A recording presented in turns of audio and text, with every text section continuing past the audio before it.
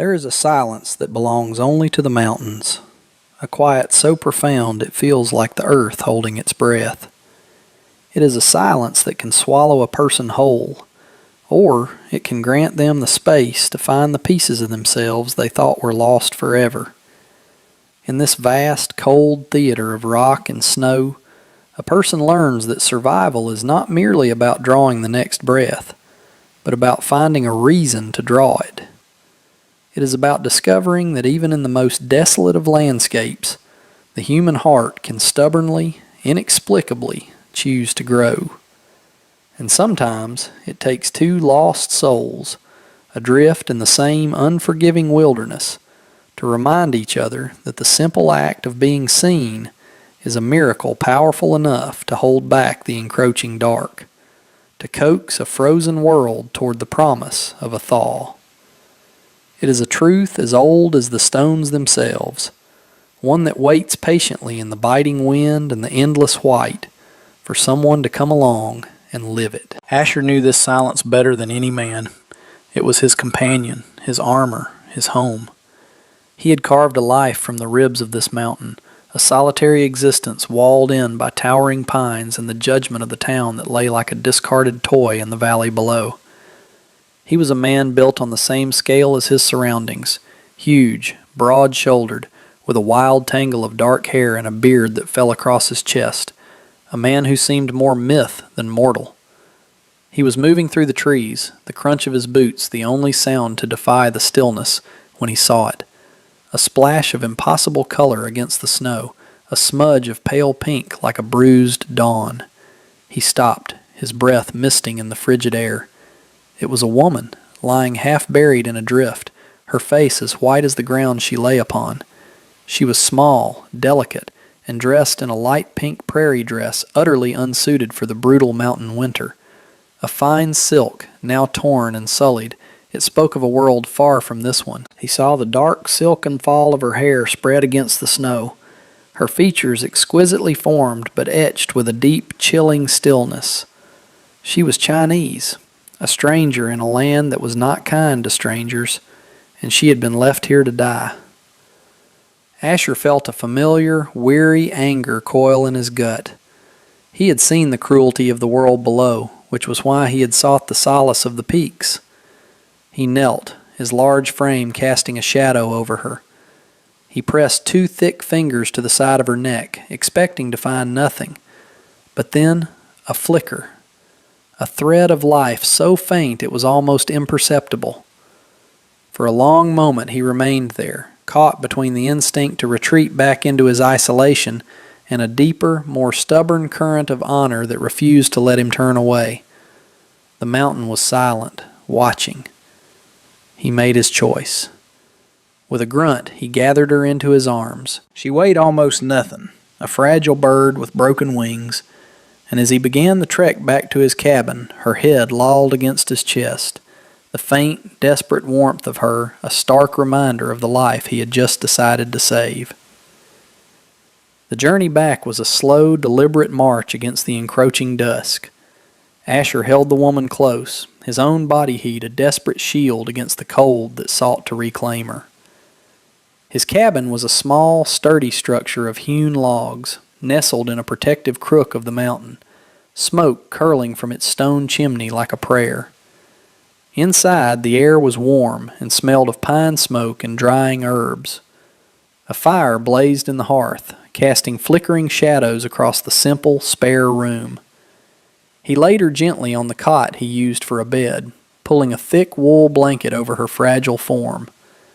He moved with a surprising grace for a man of his size, his large hands working with a practiced efficiency born of long years of solitude. He stoked the fire until it roared, then ladled a thin, clear broth from a pot simmering over the flames. He sat on a stool beside the cot, waiting. Hours passed. The storm outside began to howl, but inside the cabin there was only the crackle of the fire and the sound of his own steady breathing. When her eyes finally fluttered open, they were dark and wide with terror. She saw the rough log walls, the unfamiliar room, and then him, this giant of a man with a wild beard and eyes that seemed to hold the gravity of the mountain itself. A small, panicked sound escaped her lips, and she tried to push herself away, her movements weak and uncoordinated. Asher simply held up a hand, his palm open, a universal gesture of peace. He did not speak, knowing his voice would only frighten her more. He picked up the bowl of broth and held it out, a simple offering. Her gaze darted from the bowl to his face, a battle of fear and desperate need playing out in her expressive eyes. Slowly, hesitantly, she reached out, her small, trembling hands taking the warm bowl from his. He watched as she drank, each sip a small victory against the death that had so nearly claimed her. Her name was Leanne, though he did not know it yet. All he knew was that he had brought the world, with all its trouble and its unexpected fragility, crashing into his carefully constructed solitude. And as he watched her, a strange, protective instinct, fierce and unfamiliar, took root deep within him. The first few days were a quiet dance of distance and observation.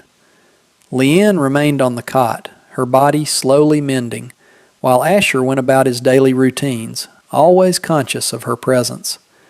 He would chop wood, check his snares, and cook their simple meals, leaving a plate of food on a small crate near her bed without a word. He gave her space, an invisible boundary of respect she came to understand and appreciate. The language barrier was a chasm between them, yet they began to communicate in a silent language of their own. A nod from him to ask if she was warm enough, a small, grateful dip of her head in return. He noticed the way she mended a tear in her ridiculous pink dress with a needle and thread she found in his small supply kit, her stitches impossibly neat and precise. She, in turn, noticed the way he would stare into the fire at night, his rugged face softened by the flickering light, a profound loneliness etched in the lines around his eyes. She saw that his massive hands, capable of splitting a log with a single blow, could also handle a hot cookpot with surprising gentleness. The fear that had initially gripped her began to recede, replaced by a cautious curiosity. This man was not the monster she had first imagined. He was something else entirely, something quiet and solid, like the mountain he called home. One morning she rose from the cot, her legs still unsteady, and took the empty plates to the wash basin. Asher stopped what he was doing, watching her. It was her first true movement beyond the bed, a small declaration that she was a survivor, not a victim. She washed the dishes with careful, deliberate motions. It was a simple act, a domestic chore, but in the silence of the cabin it felt monumental. It was the first stitch in the fabric of a shared life, a silent acknowledgement that they were no longer just a man and a stranger, but two people weathering the same storm under the same roof. A fragile trust was beginning to form, as delicate and tenacious as the first green shoots that pushed their way through the frozen earth. Asher carried a pain that was older than the winter. It was lodged deep in his shoulder, a relic of a fall from a rock face 2 seasons prior. It was a dull, persistent ache that sharpened to a blade of fire when the cold set in or when he strained it too much. He was accustomed to it, had learned to work around it, to mask the grimace that would tighten his jaw when a sudden movement sent a jolt through his body. He saw it as a private penance, another wall in the fortress of his solitude. But Leanne had watchful eyes. She saw the almost imperceptible way he would favor his left arm when lifting a heavy log. She saw the tightness in his expression when he reached up to the high shelf where he stored his dried goods. He was a man who prided himself on his strength, on his absolute self-sufficiency, and he would never admit to such a weakness. One evening, after a particularly grueling day of clearing a path through a heavy snowfall, the pain was undeniable. He sat heavily on his stool, his back to her, trying to knead the knotted muscle through his thick wool shirt. He did not hear her approach. He only felt a light, hesitant touch on his arm. He stiffened, turning his head to see her standing beside him, her dark eyes filled with a quiet concern. In her hands she held a small tin of salve he kept for cuts and scrapes, and a strip of clean cloth. She gestured toward his shoulder, her meaning clear. His first instinct was to refuse, to wave her away with a gruff dismissal. Vulnerability was a language he had long forgotten how to speak. But there was an insistence in her gaze, a gentle determination that brooked no argument. He looked at her small, capable hands, and then back at her face, and something within him yielded. He gave a short, reluctant nod and turned away again, shrugging out of his shirt. The firelight played across the scarred, muscular landscape of his back. Leanne drew a sharp, quiet breath at the sight of the angry, inflamed tissue around the old injury. She opened the tin, the scent of pine and mint filling the small space between them. Her touch, when it came, was incredibly soft. She worked the salve into his skin with a practiced, knowing pressure, her fingers finding the heart of the pain and gently working to soothe it. Asher sat rigid as stone, every muscle tensed.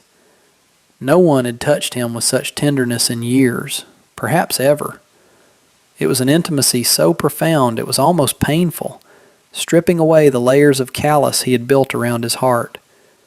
He closed his eyes, the warmth of her hands seeping into him, easing not just the physical ache in his shoulder, but a deeper, colder ache he hadn't even realized he was carrying. The stores were running low.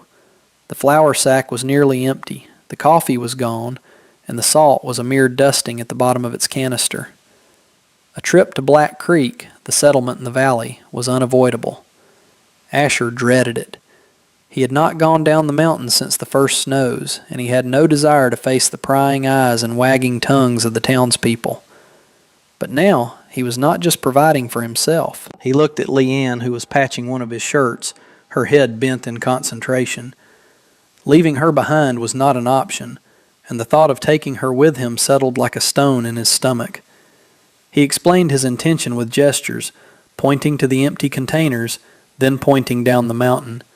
She understood immediately, her expression clouding with an anxiety that mirrored his own. She carefully folded the shirt and retrieved her pink dress, which she had kept clean and mended. It was her only other garment, a fragile link to a life that no longer existed. Seeing her in it again was a jolt. Against the rustic backdrop of the cabin, she looked like a delicate porcelain doll, beautiful and heartbreakingly out of place. The journey down was arduous. The path was steep and slick with ice, and Asher frequently had to stop to offer Leanne a steadying hand. She accepted it gratefully, her small hand swallowed up in his. When they finally emerged from the tree line, the town of Black Creek looked small and mean. As they walked down the muddy main street, a silence fell. Doors creaked open. Faces appeared in windows. The stares were like physical blows, cold, sharp, and openly hostile. Whispers followed them like a foul wind. "Look at Asher," a woman muttered from the porch of the mercantile. "What's he doing with that heathen?" Leanne flinched, her shoulders hunching as if to ward off the words. She instinctively moved closer to Asher, her fingers lightly gripping the sleeve of his coat. Inside the general store, the air was thick with suspicion. Mr. Henderson, the proprietor, a man with a perpetually sour face, looked Leanne up and down with undisguised contempt. "Need something, Asher?" he asked, his voice dripping with disapproval, his eyes never leaving Leanne. "Flour, salt, coffee," Asher said, his own voice a low rumble. As Henderson weighed the flour, his wife emerged from the back room. She was a quiet, tired-looking woman, but her eyes, when they fell on Leanne, held a flicker of something different. It wasn't pity, but a kind of weary understanding. She gave Leanne a small, almost imperceptible smile before her husband shot her a sharp look and she retreated back into the shadows. It was a fleeting moment of warmth in a sea of ice, but for Leanne it was a lifeline.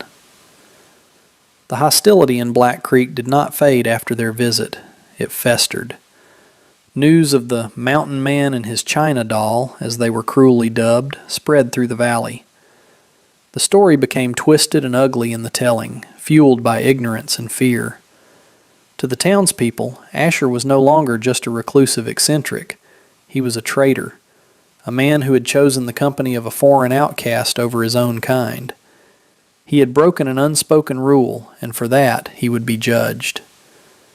A few weeks later, another trip for supplies became necessary. This time the reception was not just cold, it was openly confrontational. As Asher stood at the counter in Henderson's store, a group of men who had been drinking at the saloon across the street swaggered in.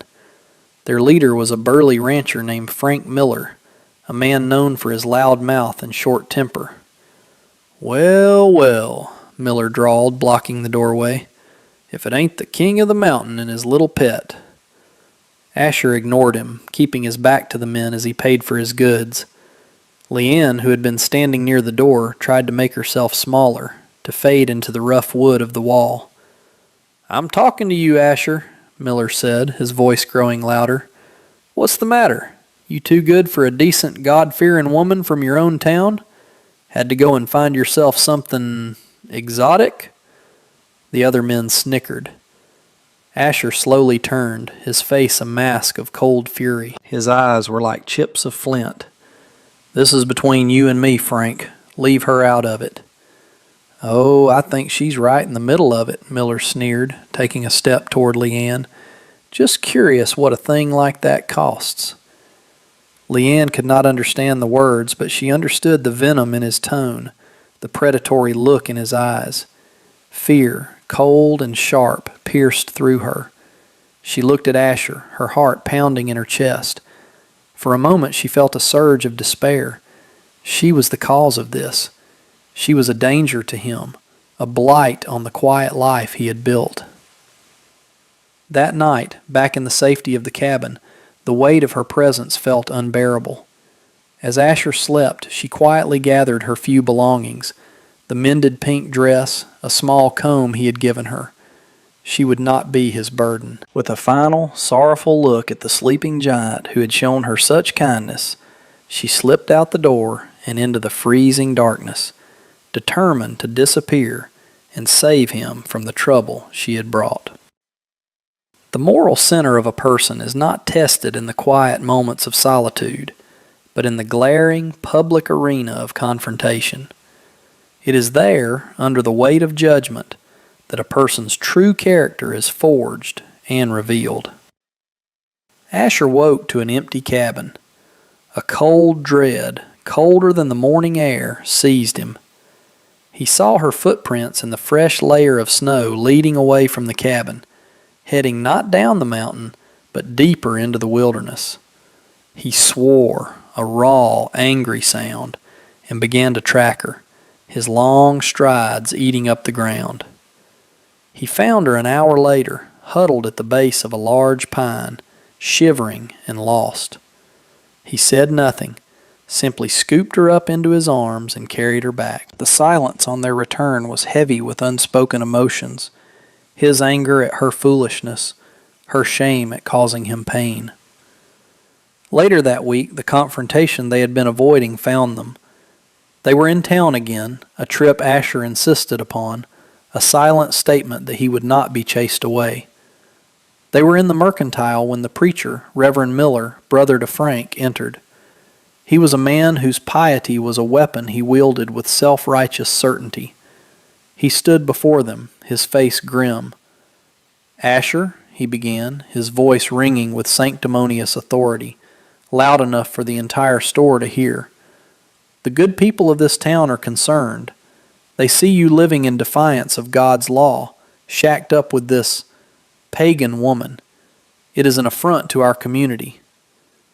Asher looked from the preacher's hard face to the other faces in the store, curious, condemning, fearful. He then looked at Leanne, who stood beside him, her head bowed, her hands clenched at her sides. He saw not a pagan, not a foreigner, but a woman of incredible strength and quiet dignity who had endured more than any of them could imagine. A profound clarity settled over him.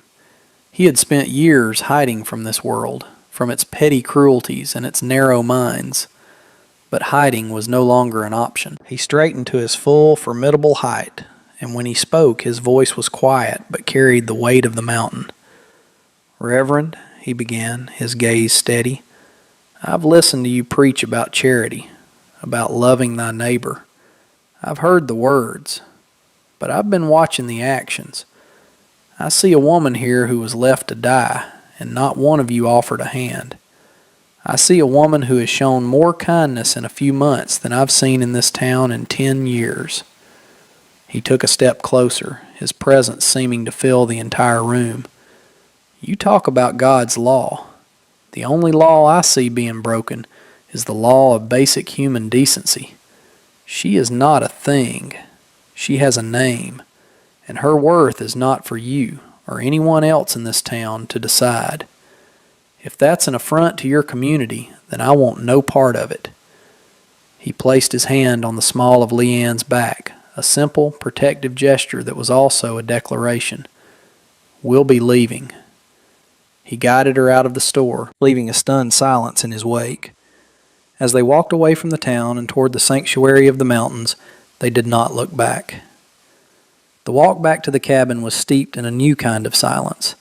It was not the tense, uncertain quiet of their first days together, but a deep, resonant calm. The ugly confrontation in town had acted like a storm that clears the air, sweeping away the last vestiges of doubt and fear, leaving behind only a clean, quiet truth. They had chosen each other. That evening, the fire in the hearth seemed to burn brighter, casting a warm, golden glow that held the winter darkness at bay. They sat on opposite sides of the hearth as they usually did, but the space between them felt different, charged with an unspoken intimacy. It was Leanne who broke the silence. Her voice was soft, hesitant, and she pieced together the English words Asher had been slowly teaching her. "They hate me," she said, looking into the flames. "They hate what they don't understand," Asher replied, his voice a low rumble. "That's not your fault. It's theirs." She was quiet for a long time, and then she began to speak, her words halting at first, then flowing more steadily as the dam of her long-held silence finally broke. She told him of a faraway home, of a family who had sold her like chattel to a man she had never met, a man who was supposed to be her husband in this new land. She spoke of a long, brutal journey across the ocean, of promises that turned to lies. She told him how her husband-to-be had taken one look at her, declared her too frail for a working wife, and had left her on the mountain path with nothing but the clothes on her back, abandoning her to the elements as if she were a piece of unwanted luggage. As she spoke, the tears she had held back for so long finally fell, tracing silent paths down her cheeks. Asher listened, his heart aching with a raw, protective fury. When she finished, a profound quiet settled over the room again. He got up from his stool and crossed the space between them, kneeling in front of her. He didn't offer empty words of comfort. Instead, he gently took her hand, his large, calloused thumb stroking the back of her palm. "I was an outsider here too," he said, his voice rough with emotion. "My family, they died of a fever when I was young. The town took me in, but I was always the orphan, the charity case. I left as soon as I could. Came up here to be left alone. Thought that was all I wanted." He looked up, his gaze meeting hers, and in his eyes she saw the reflection of her own pain, her own loneliness. "I was wrong," he whispered. "Being alone isn't the same as being at peace." In that moment, the last wall between them crumbled into dust. As the days bled into weeks, the hard edges of winter began to soften. The relentless snows gave way to days of brilliant, cold sunshine that hinted at a distant spring. The icicles that hung from the eaves of the cabin began to weep, their slow, steady drips a quiet percussion marking the passage of time. Inside the cabin, a similar thaw was taking place. The profound emotional connection forged in the crucible of conflict and confession now blossomed in the quiet rhythm of their shared days. Their life together settled into a gentle routine that was both comforting and new. They were no longer just surviving, they were building. They worked in a comfortable, unspoken partnership. He would hunt and chop wood, his strength providing for their physical needs, while she transformed their rustic shelter into a home. She had a way of bringing a quiet beauty to their surroundings, arranging dried wildflowers she found preserved in a book, making their simple meals feel like feasts. The language barrier that had once been a chasm became a bridge. He taught her the names of the trees, pine, aspen, fir. She taught him words from her own language, her voice like music in the quiet cabin. Their conversations were often a clumsy mix of words and gestures, but they were filled with a growing ease and occasionally a gentle humor. One afternoon she tried to explain a recipe from her homeland using elaborate hand movements, which he misinterpreted as her describing a fight with a wild goose, leaving them both laughing until tears streamed down their faces. It was the first time he had heard her truly laugh, a sound so bright and clear it seemed to chase the last of the shadows from the corners of the room. The physical distance between them had vanished. It began with small, incidental touches, his hand brushing hers as he passed her a cup, her fingers lingering on his arm as she pointed out a deer in the distance. One evening, as she sat mending his shirt by the fire, he came and sat beside her, his large shoulder pressing against her small one. She leaned into his warmth, a silent acknowledgment of the comfort and safety she found in his presence. Later, as a cold wind rattled the cabin, he reached over and gently took her hand, lacing his fingers through hers. They sat like that for a long time, watching the flames dance, no words needed. It was a love story written not in grand declarations, but in the quiet poetry of shared moments, a testament to the fact that the most profound connections are often built in the spaces where words fall away, leaving only the simple, undeniable truth of two hearts finding a home in each other. The world was changing. The sun lingered longer in the sky each day, its warmth coaxing the frozen land back to life. Patches of bare earth appeared on the forest floor, and the rigid silence of winter was broken by the cheerful trickle of melting snow. The mountain was waking up, and with it, so were Asher and Leanne. Their love had taken root in the harshest of seasons, and now it was ready to bloom. The last of their emotional defenses had melted away, replaced by a deep and abiding tenderness. The quiet mountain man who had sealed himself off from the world now found his greatest joy in the simple act of making Leanne smile. He would leave a single resilient wildflower he'd found on her pillow in the morning, or surprise her by clumsily trying to shape a piece of dough into an animal, a gesture that always ended in shared laughter. Leanne, in turn, had found her voice and her strength. The timid, frightened woman he had found in the snow was gone. In her place was a resilient, warm-hearted partner whose quiet wisdom often left him in awe. She saw the goodness in him that he had never seen in himself, and her faith in him was a gift that healed the old wounds of rejection and loneliness. One clear, bright afternoon they stood outside the cabin, breathing in the crisp, clean air. The valley below was still shrouded in a distant haze, a world apart from their sanctuary.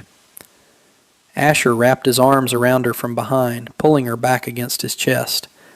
She leaned her head back against his shoulder, her hand covering his where it rested on her waist. "Look," she said softly, pointing toward a distant peak where the last of the snow was gleaming in the sun. "It is almost gone."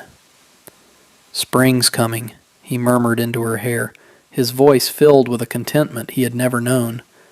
For him, spring had always been just another season, a prelude to the hard work of summer. But this year, it felt different. It felt like a promise. It was the beginning of their life together, a life they had built from the ashes of their pasts. They had found in each other what the world below had denied them: acceptance, dignity, and a love as strong and enduring as the mountain that cradled them. There was no grand repayment, no dramatic gesture of gratitude. The repayment was the love itself, given freely and without reservation. It was in every shared glance, every quiet touch. Every morning they woke to find the other there. The abandoned bride had healed the mountain man, not with herbs and salves, but with the simple, miraculous power of her presence. And he, in turn, had given her the one thing she had never had, a place to truly belong. As they stood there, wrapped in the warmth of the sun and each other, they knew their future was as vast and as hopeful as the endless sky above them. They were home.